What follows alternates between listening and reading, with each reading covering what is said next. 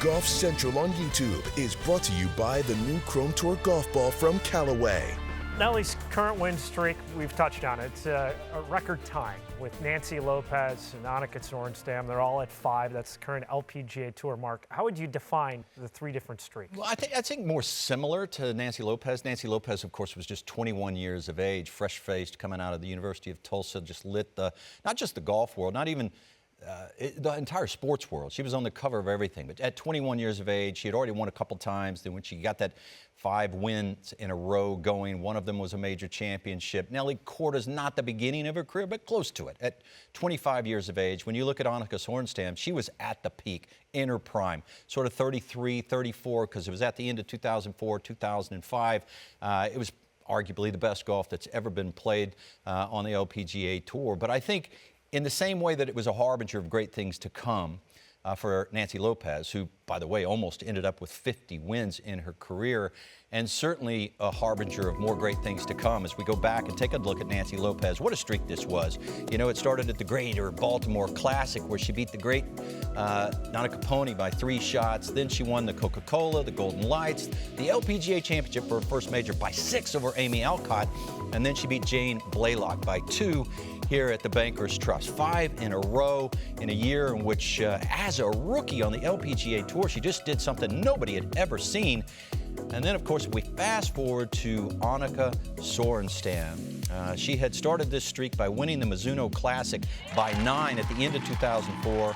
Then the ADT beat Kerr, beat Kari Webb in another tournament, the MasterCard Classic. She beat Lorena Ochoa in a playoff at Safeway, and then, of course, won the Kraft Nabisco, which is now the Chevron. She won it by 8 over Rosie Jones. So she won by 9. She beat her peers. And we go back to Nelly Korda, of course, LPGA Drive-On, the Sayre Pack, the Ford Championship, then Leona Maguire in the match play, and then, of course, winning the Chevron. Much like Annika, ending the streak, or the 5th, I would say, because we don't know the streak may continue for a while, with a major championship, and, of course, with that traditional jump. Tremendous. You know, she's done something that only 2 other women in the history of the LPGA are doing. But when you look at what she's on the cusp of doing, and it's been a marvelous year, again, not just for women's sport, but for all of sport, because we've been treated to watching Caitlin Clark do something unprecedented that absolutely captivated the world of sport. When she beat a record that had stood for 54 years.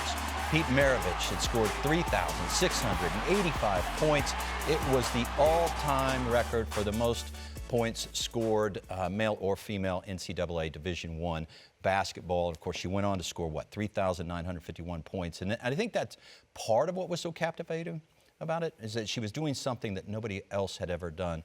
But you all know this. She was also doing it in such a demonstrative way, wasn't she? Yeah, I mean, she was a mix between Steph Curry and Larry Bird when it came to how she would extend the floor with her 3-point shooting abilities from distance. The average make during the NCAA tournament was around 26 feet, which we just hadn't seen in the women's game, and I hadn't really seen it in the men's game until Steph Curry made it so popular about 10 years ago. And her passing ability, I mean, you put in a total package, and it was incredible to watch.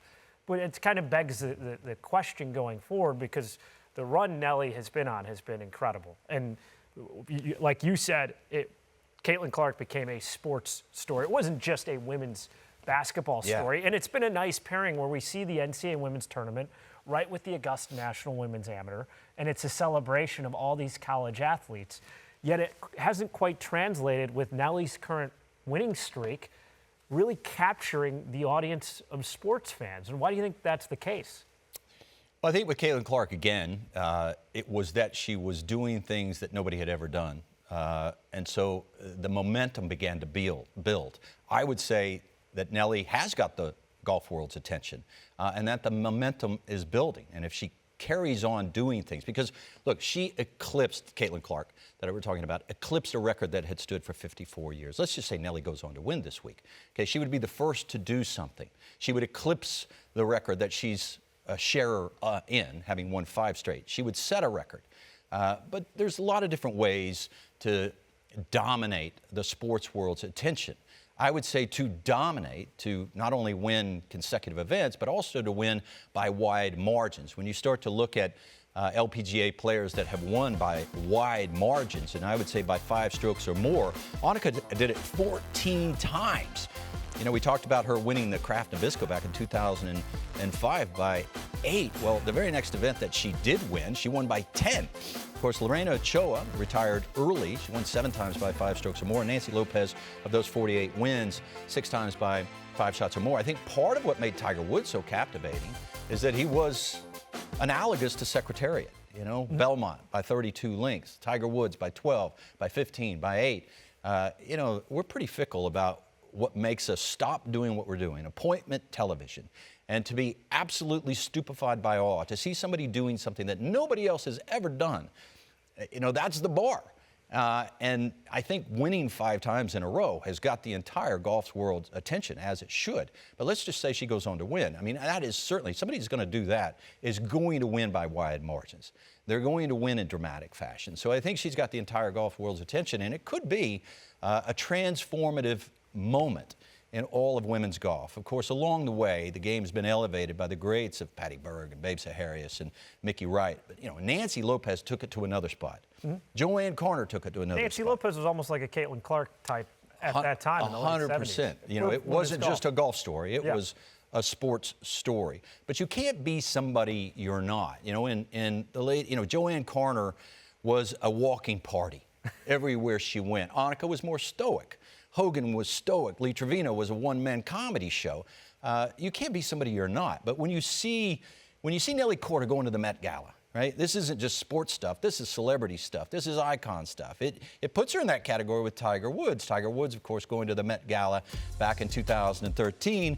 There is Nelly Korda. You almost don't even recognize because they're in golf clothes, right? We're used to seeing them on the golf course, and then they're civilians. You know, glammed up. All of a sudden, it's like movie star stuff. You know, Tiger Woods looking movie star handsome there, and so is Nelly Korda.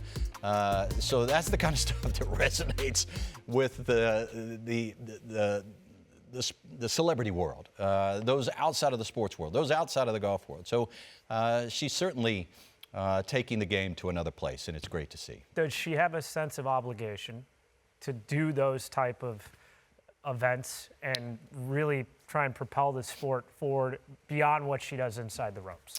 Look, as I just said, I don't think you can be somebody you're not. You know, if you are by nature very gregarious and outgoing, of course, as Lee Trevino was, as Doug Sanders was. But if you are by nature more stoic, as Tiger Woods was. But Tiger was demonstrative in victory. I think to really heighten the interest of the world, you don't just have to win often. You have to win big, and you have to be demonstrative along the way.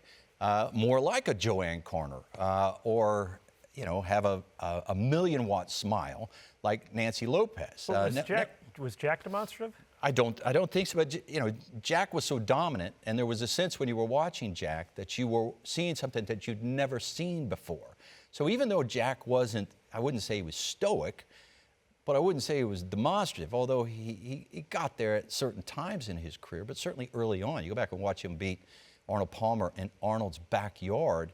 He shakes Arnold's hand in a, I would say, somewhat humble way.